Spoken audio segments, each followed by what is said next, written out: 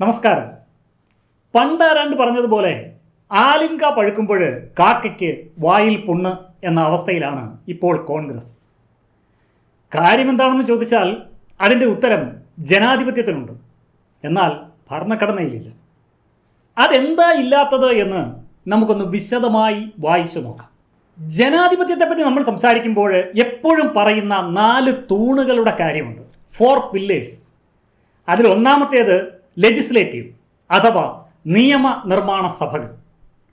Executive എന്ന് വെച്ചാൽ ഭരണ നിർവഹണ സംവിധാനം. ജുഡീഷ്യറി ഉണ്ട്, നീതി നിർവഹണ സംവിധാനം. പിന്നെയുള്ളത് മീഡിയയാണ്, മാധ്യമങ്ങൾ. ഈ തൂണുകളെല്ലാം ശക്തവും ഒരുപോലെ കർമ്മനിരതവുമാകുമ്പോഴാണ് ജനാധിപത്യം കൂടുതൽ ശക്തമാകുന്നത് എന്നും പറയും. ഇതിലേതെങ്കിലും ഒന്ന് ദുർബലമാകുമ്പോൾ അത് ജനാധിപത്യ വ്യവസ്ഥയെ തന്നെ ദുർബലമാക്കും. ഈ 4ാം തൂണിന് വളരെയധികം പ്രാധാന്യമുണ്ടെന്ന് ആദ്യമായി പറഞ്ഞത് ആരാണെന്നറിയാമോ? 18ാം നൂറ്റാണ്ടിൽ ജീവിച്ചിരുന്ന ഐറിഷ് എഴുത്തുകാരനും ദാർശനികനും രാഷ്ട്രീയ നേതാവും മാധ്യമപ്രവർത്തകനുമൊക്കെയായ എഡ്മണ്ട് ബർക്ക്. അദ്ദേഹമാണ് 4th പില്ലർ ഓഫ് ഡെമോക്രസി എന്ന ചിന്തയുടെ വക്താവ്. അദ്ദേഹം കൂടുതൽ കാലവും ചെലവഴിച്ചത് ബ്രിട്ടനിലാണ്. കോൺസർവേറ്റീവ് ചിന്തകനായ ബർക്ക് ബ്രിട്ടനിലെ ഹൗസ് ഓഫ് കോമൺസിൽ അംഗമായിരുന്നു. ആ ബ്രിട്ടൻ പാർലമെന്റിലെ ഒരു ചർച്ചയ്ക്കിടയിൽ പ്രസംഗിക്കുമ്പോൾ അദ്ദേഹം പറഞ്ഞു, പാർലമെന്റിന് പ്രധാനമായും 3 എസ്റ്റേറ്റുകൾ ഉണ്ടെന്ന് അന്ന് പറഞ്ഞതാണ്. എന്നിട്ട് അദ്ദേഹം പ്രസ് ഗാലറിയിലേക്ക് എന്ന് വെച്ച് കഴിഞ്ഞാൽ ഈ പത്രക്കാരൊക്കെ ഇരിക്കുന്ന ഗാലറിയിലേക്ക് ചൂണ്ടിക്കൊണ്ട് പറഞ്ഞു, പക്ഷേ ആ ഇരിക്കുന്നത് ഒരു 4ാം എസ്റ്റേറ്റാണ്. ബാക്കി എല്ലാവരേക്കാളും പ്രധാനപ്പെട്ടതാണ് ഈ 4ാം എസ്റ്റേറ്റ് അല്ലെങ്കിൽ 4th പില്ലർ. മാധ്യമങ്ങളുടെ ശക്തി ആ കാലം മുതൽ എന്ന് വെച്ചാൽ നൂറ്റാണ്ടുകൾക്ക് മുമ്പ് മുതൽ പ്രഖ്യാപിക്കപ്പെട്ടതാണ്.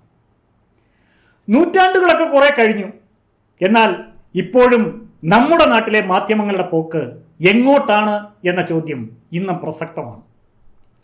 മാധ്യമങ്ങൾ ഈ അടുത്ത കാലത്ത് വളരെ വേഗം നവീകരിക്കപ്പെട്ട ഒന്നാണ്. അതിൻ്റെ ഭാഗമാണ് ഈ സോഷ്യൽ മീഡിയയും. ഇപ്പോൾ സോഷ്യൽ മീഡിയയുടെ കടന്നുവരവാണ് ഈ മാധ്യമങ്ങളുടെ നവീകരണത്തിന് തന്നെ കാരണമായത്. ഇന്ന് ഏറ്റവും ശക്തമായ പ്ലാറ്റ്ഫോമായി സോഷ്യൽ മീഡിയ മാറിയതിൻ്റെ കാരണവും ഈ നവീകരണമാണ്. ജനാധിപത്യത്തിൻ്റെ പുനർനിർമ്മാണത്തിൽ വളരെ ശക്തമായ ഒരു റോളാണ് സത്യത്തിൽ ഈ മീഡിയ നിർവഹിക്കുന്നത്. ബാക്കി 3 പില്ലറുകളെയും സ്വാധീനിക്കാൻ ഈ സോഷ്യൽ മീഡിയയ്ക്ക് കഴിയുന്നുണ്ട്.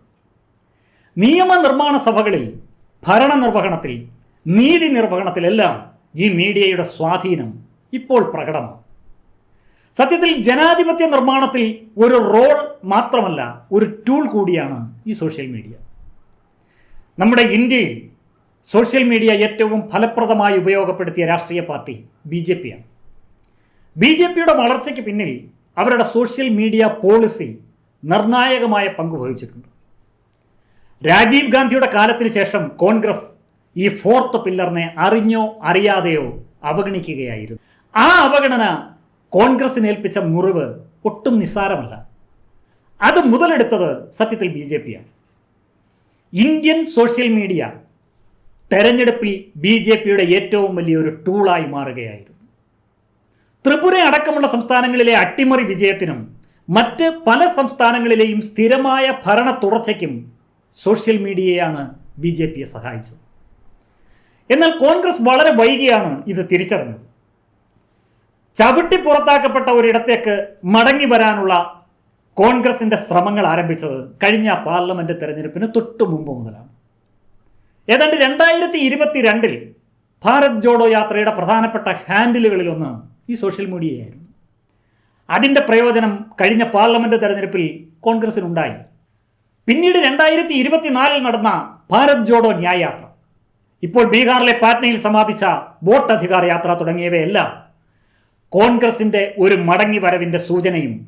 അതുമാത്രമല്ല, സോഷ്യൽ മീഡിയ പ്ലാറ്റ്ഫോം പ്രകടനത്തിൽ BJPയോട് മത്സരിക്കാനും അതിന് കഴിയുന്ന അളവിൽ കോൺഗ്രസ് സജ്ജമായി എന്ന് തെളിയിക്കുന്നതും കൂടിയായിരുന്നു. അത്തരമൊരവസ്ഥയിൽ കോൺഗ്രസിനെ എത്തിക്കാൻ രാഹുൽ ഗാന്ധി നന്നായി വിയർപ്പൊഴുക്കി എന്നത് പറയാതെ വയ്യ. ആ പരിശ്രമത്തിൻ്റെ ഫലമാണ് കേരളം ഉൾപ്പെടെയുള്ള വിവിധ സംസ്ഥാനങ്ങളിൽ കോൺഗ്രസിൻ്റെ സോഷ്യൽ മീഡിയ പ്ലാറ്റ്ഫോം ആക്റ്റീവായതും ഒപ്പം ഇഫക്റ്റീവായത്.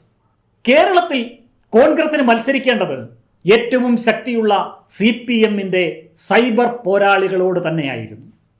BJPയും അക്കാര്യത്തിൽ ഒട്ടും പിന്നിലല്ല. എന്നാൽ ഈ രണ്ട് കൂട്ടരോടും പല അവസരങ്ങളിലും കട്ടയ്ക്ക് പിടിച്ചു നിൽക്കാൻ കോൺഗ്രസിന് കഴിഞ്ഞു എന്നത് ഒരു സത്യമാണ്. എന്നാൽ ഈ സോഷ്യൽ മീഡിയ ഒരു ബൂമറാങ് പോലെയാണ്. സൂക്ഷിച്ച് ഉപയോഗിച്ചില്ല എങ്കിൽ അത് തിരിച്ചു വന്ന് നമ്മുടെ തന്നെ തലക്കടിക്കും.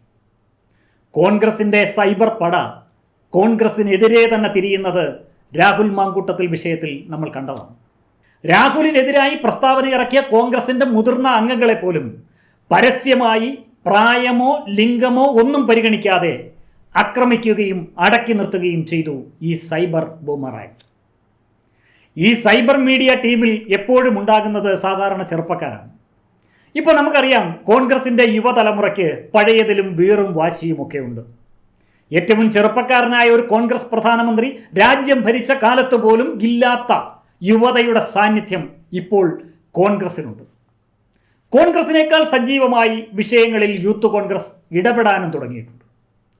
അതിൻ്റെ അസ്വസ്ഥത PJ കുര്യനെ പോലെയുള്ള മുതിർന്ന നേതാക്കളുടെ സ്വരത്തിലും പെരുമാറ്റത്തിലും പ്രകടമായി കാണുന്നത് നമ്മൾ ശ്രദ്ധിക്കുന്നതുമുണ്ട്. ഞാൻ ഈ പറഞ്ഞത് കേരളത്തിലെ അവസ്ഥയാണ്.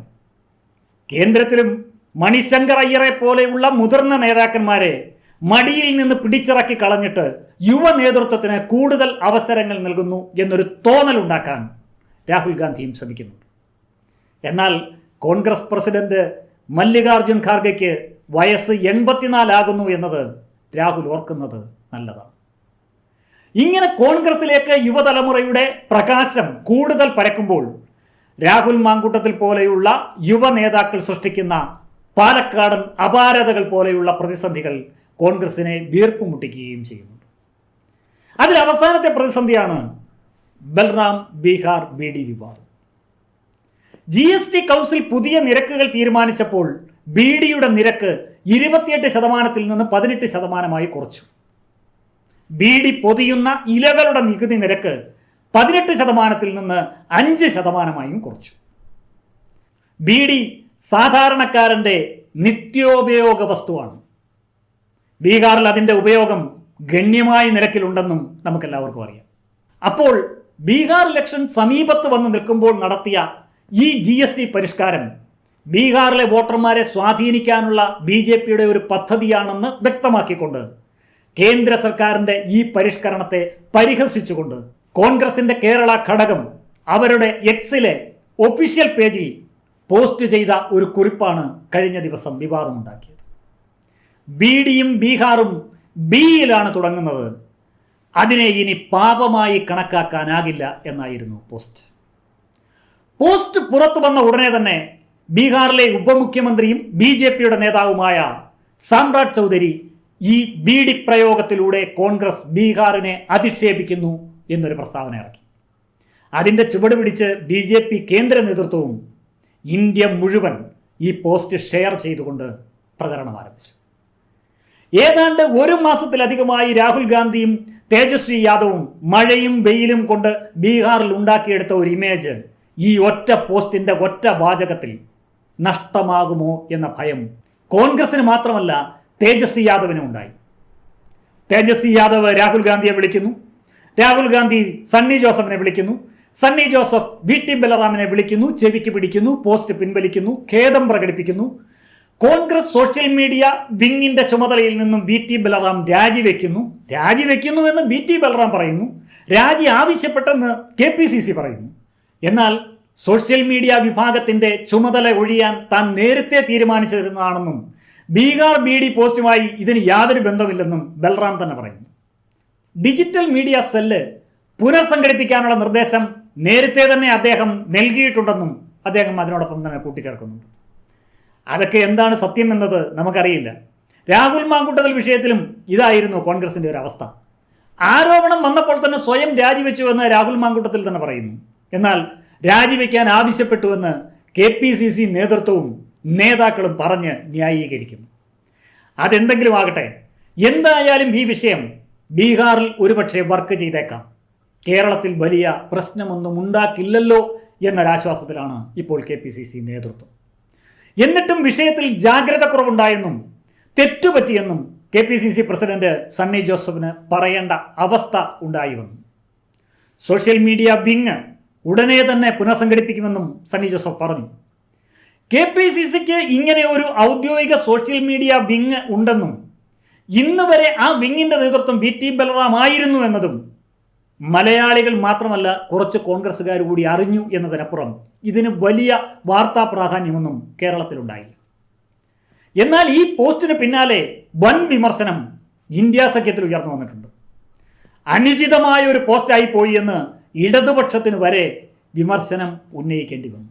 പ്രാദേശിക വികാരം വ്രണപ്പെടുത്തിയെന്ന് തേജസ്വി യാദവ് പരസ്യമായി കുറ്റപ്പെടുത്തി. അല്പം ക്ഷുഭിതനായിട്ടാണ് തേജസ്വി സംസാരിച്ചത്. കോൺഗ്രസ് മനസ്സിലാക്കേണ്ട ഒരു കാര്യം, ബീഹാർ ഒരു പിടിവള്ളിയാണ്. ബീഹാറിൽ നിലവിലുള്ള കാലാവസ്ഥ ഒരുപക്ഷെ ഇപ്പോൾ കോൺഗ്രസ് RJD സഖ്യത്തിന് അനുകൂലമാണ്. എന്നാൽ സീറ്റ് വിഭജനം പോലും നടന്നിട്ടില്ല എന്ന കാര്യം ഓർക്കണം. കഴിഞ്ഞ തവണ കൂടുതൽ സീറ്റുകൾ വിലപേശി വാങ്ങി മത്സരിച്ച് എങ്കിലും കോൺഗ്രസിന്റെ പ്രകടനം ഒട്ടും ഗുണമുള്ളതായിരുന്നില്ല ബീഹാറിൽ. അവിടെ CPI ML, CPI, CPM തുടങ്ങിയ ഇടതുപക്ഷ പാർട്ടികൾക്ക് ഒരുമിച്ചുള്ള ജനപ്രീതി പോലും കോൺഗ്രസിന് ആകെ മൊത്തം അവിടെ എടുക്കാനില്ല. അവിടെ കോൺഗ്രസിന്റെ ഏക വരുമാന മാർഗം തേജസ്വി യാദവ് നേതൃത്വം കൊടുക്കുന്ന RJD ആണ്. ഇപ്പോൾ തന്നെ സഖ്യം തേജസ്വി യാദവിനെ നേതാവായി ഉയർത്തിക്കാട്ടിയുള്ള പ്രചരണമാണ് നടത്തുന്നത്. ഇടതു പാർട്ടികൾ അദ്ദേഹത്തിന് ശക്തമായ പിന്തുണയും നൽകുന്നുണ്ട്, ഒപ്പം നിൽക്കുന്നുണ്ട്. ബീഹാറിലെ പ്രകടനം ദേശീയ തലത്തിൽ കോൺഗ്രസിന്റെ ഇമേജിനെ ബാധിക്കും എന്നത് ഉറപ്പാണ്. അതിനാൽ അല്പം സൂക്ഷിച്ചും ശ്രദ്ധിച്ചും വേണം മുന്നോട്ട് നിൽക്കാൻ. കോൺഗ്രസിന് ഇനി അടിതെറ്റിയാൽ ബീഹാറിൽ നിലവിലുള്ള രാഷ്ട്രീയ സഖ്യത്തിൽ നിന്ന് കോൺഗ്രസ് പുറത്താകും. മാത്രമല്ല അവിടെ ഇപ്പോൾ നിലനിൽക്കുന്ന രാഷ്ട്രീയ സമവാക്യങ്ങൾ ആകെ മാറും. ഏത് നിമിഷവും കണ്ണടച്ചു തുറക്കുന്നതിന് മുൻപ് രാഷ്ട്രീയ സമവാക്യങ്ങൾ മാറി പാരമ്പര്യമുള്ള സംസ്ഥാനമാണ് ബീഹാർ. ആ മാറുന്ന ചിത്രത്തിൽ ഒരുപക്ഷെ കോൺഗ്രസ് ഉണ്ടാകില്ല. രാഹുൽ ഗാന്ധി വിയർപ്പൊഴുക്കിയതെല്ലാം വെള്ളത്തിലാകും. ഇവിടെയാണ് ഞാൻ ആദ്യം പറഞ്ഞ പഴഞ്ചൊല്ല് പ്രസക്തമാകുന്നത്. കേരളത്തിൻ്റെ ഭാവി മുഖ്യമന്ത്രി എന്നൊക്കെ പലരെ കൊണ്ടും വിശേഷിപ്പിച്ചും പലരും വിശേഷിപ്പിക്കുകയും ചെയ്യുന്ന ഷാഫി പറമ്പിൽ, VT ബലറാം, രാഹുൽ മാങ്കൂട്ടത്തിൽ പോലെയുള്ള കോൺഗ്രസ് യുവ നേതാക്കൾ പലതിലും ജാഗ്രത കാണിക്കണമെന്നതാണ് സമീപകാല സംഭവങ്ങൾ തെളിയിക്കുന്നത്.